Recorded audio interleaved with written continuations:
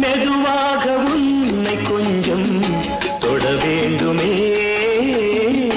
திருமேனி எங்கும் விரல்கள் பட வேண்டுமே அதற்காக நேரம் ஒன்று வர வேண்டுமே அடையாள சின்னம் ஒன்று தர வேண்டுமே இரு தோளிலும் மணமாலைகள் கொண்டாடும் காலம் யாரு கூடுமென்று தவிக்கின்ற தவிப்பெண்டவோ என் கண்மணி